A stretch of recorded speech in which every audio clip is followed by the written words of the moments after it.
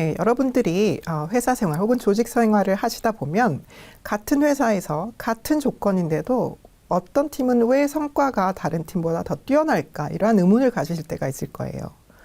또한 직원은 어떤 부분은 똑똑한데 왜 팀 자체에서는 팀워크가 안 될까? 잘 안 이루어질까라고 의문점을 가지실 수도 있겠습니다. 또 리더에서는 어떤 리더는 동기부여를 잘하고 왜 어떤 리더는 그렇지 못할까 하고 의문을 가지실 수 있겠는데요. 이 모든 의문점에 대한 해답을 찾고 연구하는 학문이 조직행동론이 되겠습니다.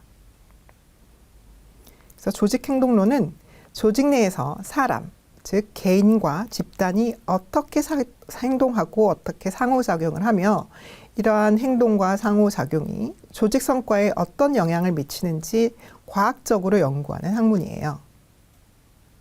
네, 조직 행동론에 세 가지 수준이 있는데 개인 수준, 그룹, 팀 수준, 그리고 조직 수준이 있는데 첫 번째 개인 수준의 구성 요소부터 보겠습니다.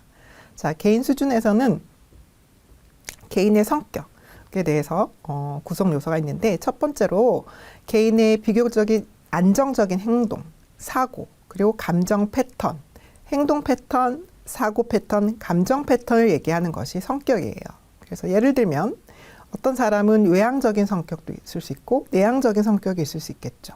그리고 행동 패턴에 있어서는 성실한 사람, 그리고 정서적으로 안정적인 사람, 이런 것들이 성격에 해당되는 부분이 되겠습니다. 자, OX 퀴즈를 하나 풀어보고 가실게요.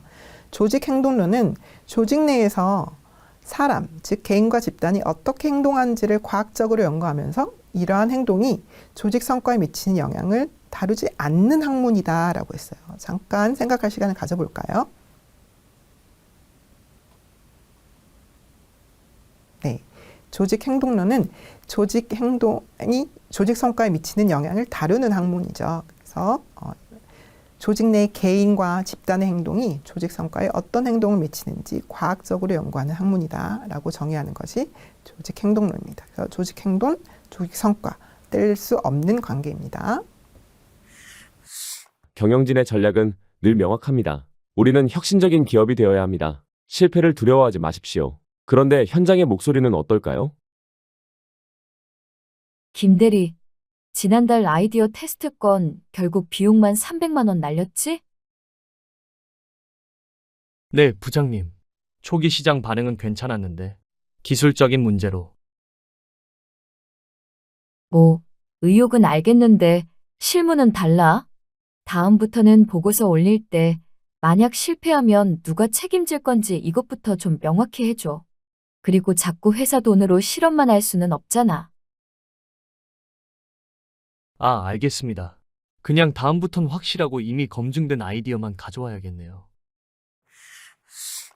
네, 1주차에서 배웠던 내용, 조직 행동론에서 연구하는 세 가지는 무엇인지 한번 쭉 정리를 해보겠습니다. 조직 행동론에서는 크게 세 가지 수준의 연구를 한다는 거죠. 그래서 개인 수준, 집단, 그룹, 팀 수준, 그리고 조금 더 매크로하게 조직 수준에서 연결되는 수준에서 인간의 행동을 분석한다.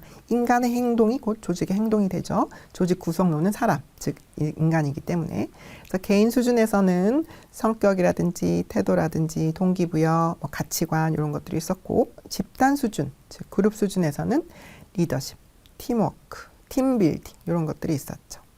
조직 수준에서는 조직 문화, 조직 구조, 변화에 대한 적응성, 변화 관리 이런 것들이 있었습니다. 그래서 이 세 수준에서 우리가 2주차부터는 개인 수준에서 다루는 각각의 구성 요소를 하나씩 보고요. 그게 지나고 나서 그 다음 차수부터는 집단 수준의 구성 요소, 마지막으로 조직 수준의 구성 요소를 조금 더 자세히 보고 이 조직 행동론을 구성을 그렇게 끝맺히게 되겠습니다.